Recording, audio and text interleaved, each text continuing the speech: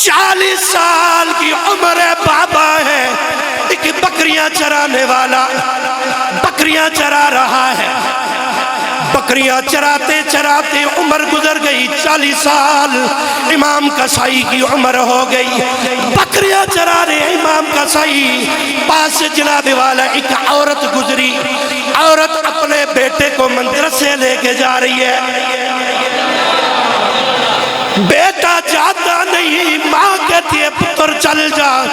پتر کہتے ہیں امی جی میں مدرسے نہیں جانا، ماں کہتی ہے پتر چل مدرسے جا، کچھ پڑھ لے کل عزتہ مل جان گیا، پتر کہتے ہیں اماں جی میں پڑھنا کچھ نہیں، ماں کہتی ہے پتر جانا ہے، امام قصائی سامنے بکریاں چرا رہے، 40 سال کا بابا، ماں بیٹے کو مخاطب کر کے کہنے لگی پتر جا مدرسے کچھ پڑھ لے، نہیں تے تیرا بھی حال اس بابے ورگا ہوئے گا، نہیں تے پتر تیرا بھی حال اس بابے ورگا ہوئے گا۔ امام قصائی نے سنا میری جہالت کی مثالیں دی جا رہی ہیں، اللہ اللہ لوگوں، امام قصائی کے دل میں خیال آیا کیوں نہ میں بھی اس جہالت کو چھوڑ دوں، امام قصائی گئے منڈی میں، نہ آواز آنی چاہیے سبحان اللہ کی، منڈی میں گئے بکریاں بیچ دی، جا رہے ہیں کدھر جا رہے ہو، امام قصائی کہتے ہیں کملی والے کا دین پڑھنے جا رہا ہو، اگلے جملے پہ ذرا سبحان اللہ بلند کر، میرا دل خوش ہو جائے گا، ذرا غور کرنا، امام قصائی 40 سال کی عمر میں جا کر ایسا دین پڑھا، ایسا دین پڑھا، وقت کے علماء کا امام بن گیا ہے۔ اب میں آپ کو یہ نہیں کہتا سب کو کہ آپ مدرسوں میں داخل ہو اور دین پڑھیں، گھر میں بھی پڑھا جا سکتا ہے، دیکھو نا میں ایک مثال دوں تو پھر ایک کوئی گال پان چھڑائیے تقریر مکائیے، ایک مثال جلدی سے، دیکھو میں نے بتایا آپ کو جو نماز فرض ہے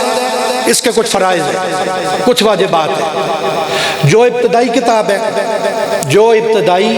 کتاب ہے جو مدرسے میں پڑھائی جاتی ہے، خلاصہ کے دانی وہ کسی دور پڑھیا بھی سی تے انہوں نے کہیں کی پڑھایا بھی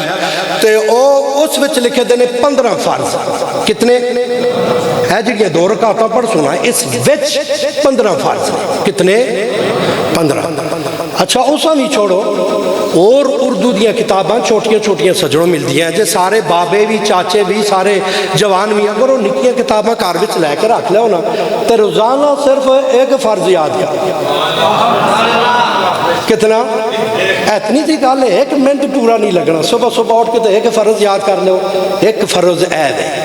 تو 15 دنوں میں 15 یاد ہو گئے، بولو نا یاد ہو گئے، تو اس دورانیہ میں تو آڈی شان کے ہو سی، اے بھی سن لو، اے بھی سن لو، تاجدار انبیاء نے فرمایا ایک بندہ ساری رات اپنے رب کی عبادت کرتا رہے، ساری رات تہجد پڑھتا رہے، جناب والا نوافل پڑھتا رہے،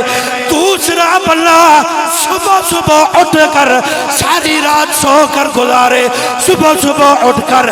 ایک دین کا مسئلہ یاد کر لے،